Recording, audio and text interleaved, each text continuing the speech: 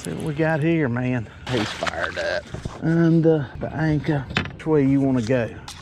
Well, we'll just go this way. Feels like a mad, angry blue cat. Oh, we may have a taker. Hooked up, got one. Just got up here, got a little late start. Muddy water, big inflow of water. I ain't gonna call it flooding, but it's high water. Rain event, trying to catch some fish. We got one, I believe. We got an active little post spawn channel cat. Yes, sir. Not a giant, but a fish. And man, that water is cool, man. That cold water. We'll talk about that here in a second. We got the skunk out of the boat.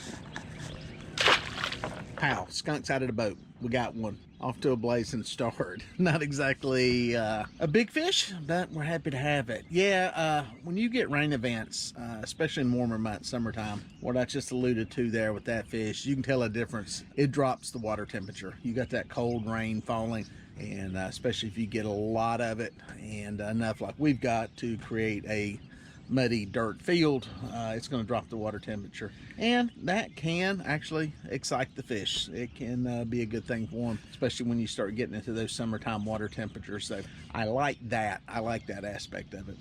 The other thing is just the current. When you get one of these rain events and some high water, you get a change in the current, and that seems to excite the fish for whatever reason, whether it's stirring up bait, moving stuff around, whatever. It's a change, and it's a change from what's been going on. So I like it. I like getting out in it, especially if you can be out there in those first couple of days after it happens. Now, wintertime, you know, it can be hit or miss on whether it works or not, but generally anytime you get that increase in flow, especially a significant increase in the water flow, it's a good time to get out on the water and fish. So let's see if we can stick another one. All right, might have a better fish here, guys. That one's moving left to right. Yes, sir. Let's see what we can get into here. I don't think this fish even knows it's hooked yet. He's gonna know when he starts feeling the sonar pinging in his head here in a second at the boat. Man, there's some fish in here. There he goes, eating some line. Oh, PC Fun Reel. It was good in a video recently I did. This one was parked in the right spot.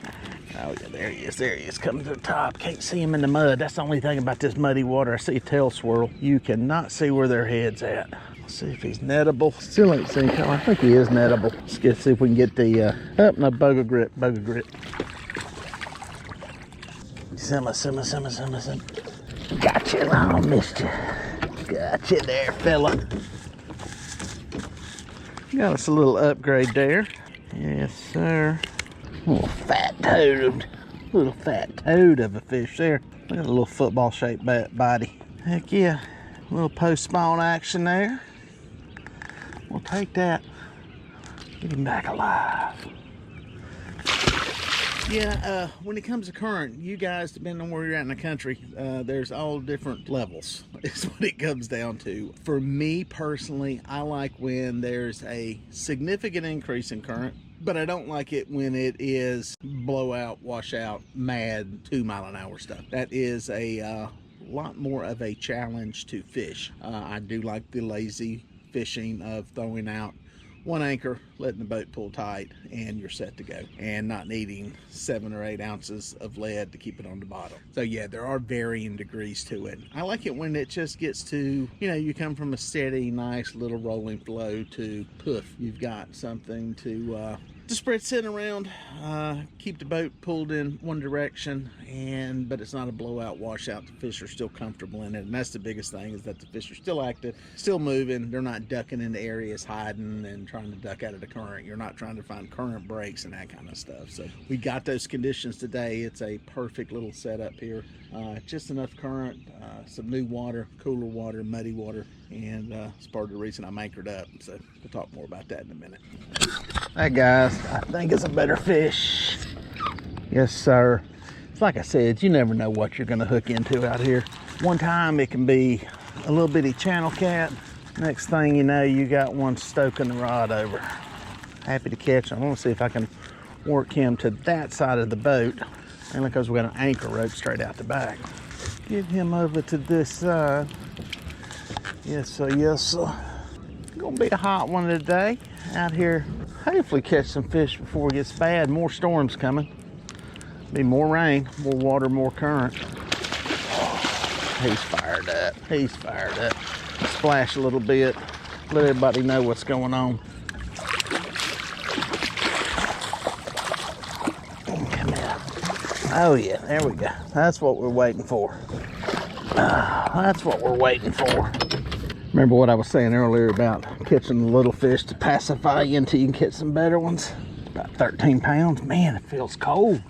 Colder than the water down the lake. Yep, on them. On them. Just gotta wait for a good one like this in between some of the little ones. Back alive. Yeah, when that flowing water gets them stirred up, you literally do not know what you're going to hook into. You may have some small fish, you may have some bigger fish. If you're targeting bigger fish, well, I mean, you can always eliminate fish by using big baits. That's not necessarily going to target them. I mean, quite honestly, if you're going to target bigger fish, you literally need to be looking for them on the sonar, marking them, and trying to fish for them. If you're just trying to eliminate small fish, just upsize your baits. That's probably the easiest thing to do. Me personally, I want to catch fish. I like to catch bigger fish, but I also am not willing to sit here all day long and not catch anything when I can be reeling some fish in. But that's just me. That's my style of fishing. I like to catch a mix. You get a fish like that one, it's like, cool, I can wait and reel in some small ones here and there. You know, one thing you can do, we're able here where I'm at to fish multiple rods. I've got 6 rods out. If you want to, you could put out a couple of really big baits and see what happens. We've tried that on some guide trips recently, and with some of my clients. We had some big baits out. They never got eaten, and we had a lot of fish in the teens and low 20s caught. None of them came on the big baits. They were all hitting small baits. So sometimes that's when big baits can hurt you, is that it's not a cure-all necessarily. It depends a lot on what those fish are feeding on and what they're keying on and kind of what their focus is. So sometimes you can run some fish away doing that. So I think we're going to see that, you know, the bigger fish are going to hit these smaller baits too, as are the little fish. So we'll have some entertainment, something to pacify me in the meantime while I'm waiting on one of these better fish to eat. There, guys, has a fish running off with it. Boom. And he is there. He is there. Ancient Mariner reel, a Gamexus power handle.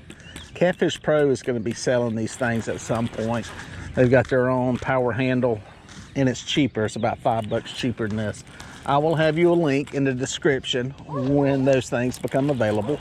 As with all the gear that I've got the PC Fun reels, the Catfish Pro reels. Ancient Mariner doesn't sell those through Amazon, so I don't have a link to those. But pretty much everything I use that you can get on Amazon, I've got links down there where you can buy it, click on it, see it, and you're supporting the channel when you do it, so I appreciate it.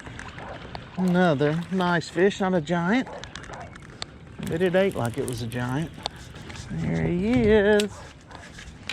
What's that? Simmer.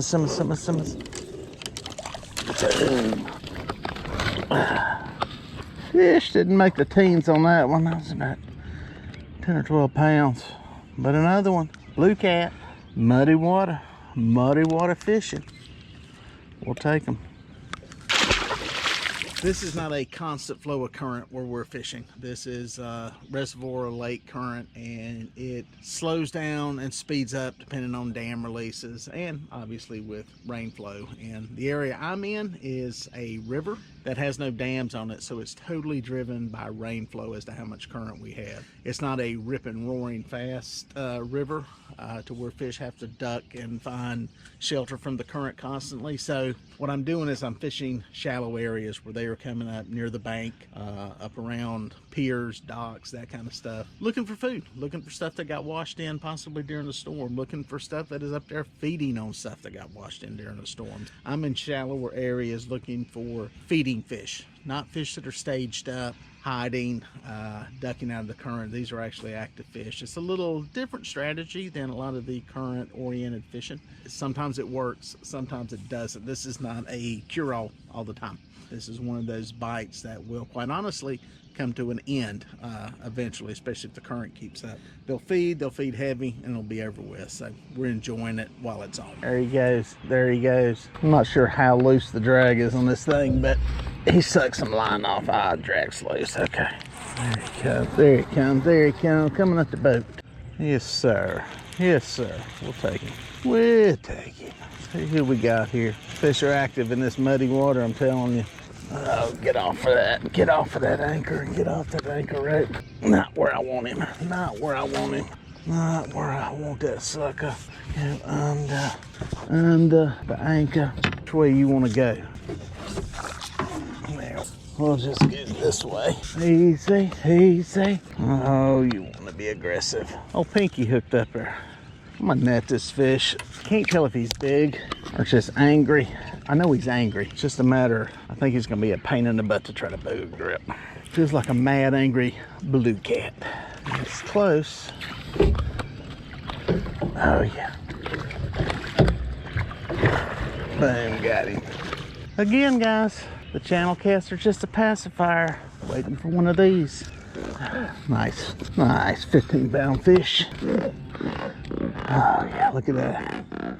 Good looking fish. Got some dark color. Nice blue.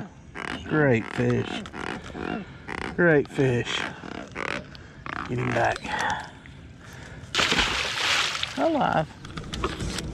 Boy, I think one Pinky, something picked it up and came out the boat. Yep, he's there. He's there. There it goes. There it goes. Hooked up. Hooked up. I think we got maybe 2 more rods going behind me over there. You can see over my left shoulder. Unless this fish got into them, which is entirely possible. We don't know. Fish is going to that side. Let's go over there. You've heard me say, guys, action brings action. And that rod's going. As is the one I'm on. Try reeling down on it, see if I can set the hook on it. I might have pulled the hook out of it, don't know. See what we got here, man. Whoa. Whoa, how big's this fish? Oh, Lord. Oh, Lord. He's nettable. Net over here. I think that fish is hooked up on that green reel. The one I reeled down on. Remember that pacifier fish I was telling you about? Well, this is what I'm waiting on here.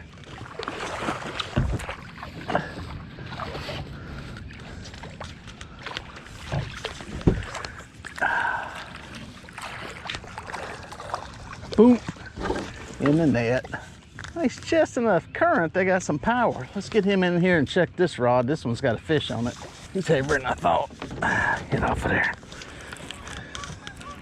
Heck yeah, dude. Doubled up. As I was saying, this kind of bite doesn't last forever. It's just like a bad bite. They don't last forever. You try to take advantage of it while you can. He's into a couple of lines, I think. That's all right. No, he's into that one. Oh, good old channel cat.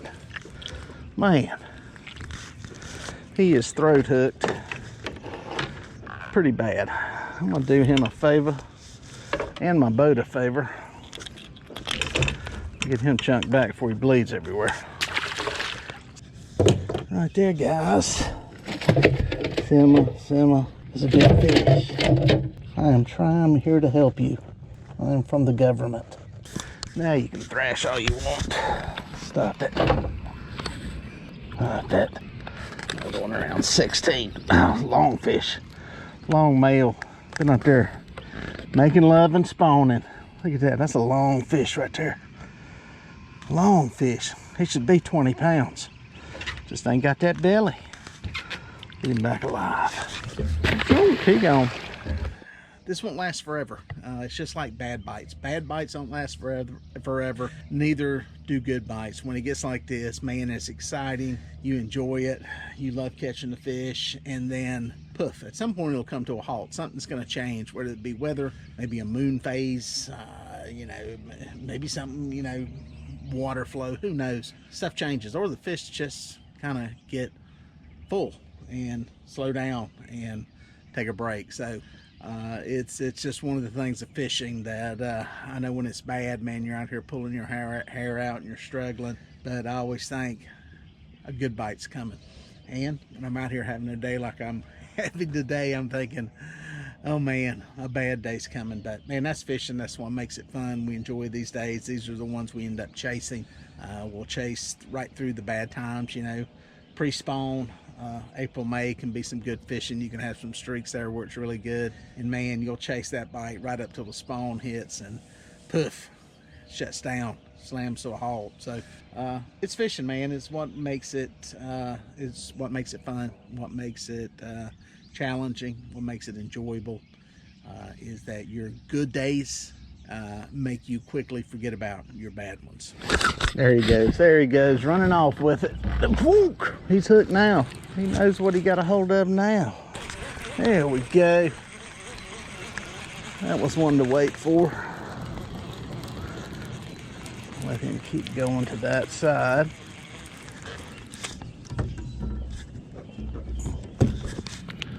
Try to keep him out at anchor. I double anchor. We don't have enough current for a single anchor, so I'm doubled up. There we go. I'm gonna net him just because he feels decent. 30-pound Andy mono, about 8 pounds of drag on this Ancient Mariner.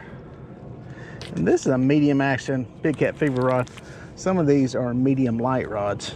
I like the medium lights. Oh, whoa, whoa, whoa. Easy.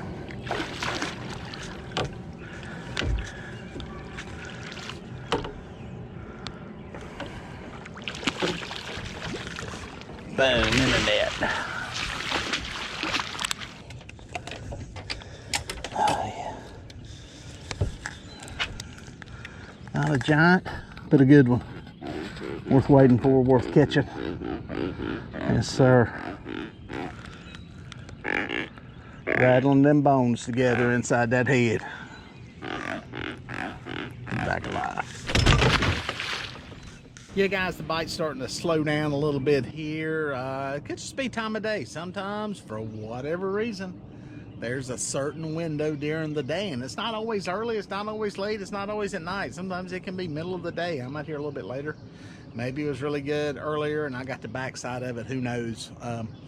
It's hard to tell, but it's just, you know, the bite varies, and you know, some days it's good, some days it's bad, sometimes of the day it's great. That's one of the interesting things. You can come out here and you can smoke the fish, and then you see a guy at the boat ramp that's on his way out, you know him, you call him later, say, hey man, did you kill him? He's like, no, he was dead as a doornail.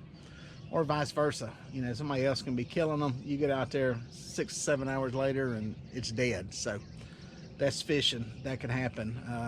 Again, it goes back to the more time you can put on the water, the more luck you'll end up having. And you know, that luck is where, what's that saying, timing and preparation come together.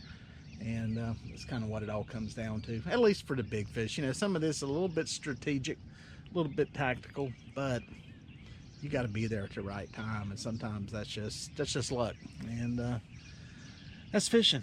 That's fishing. There's tremendous skill involved, and you know, knowing the game, knowing the craft, but you got to have that luck on your side to get hooked up.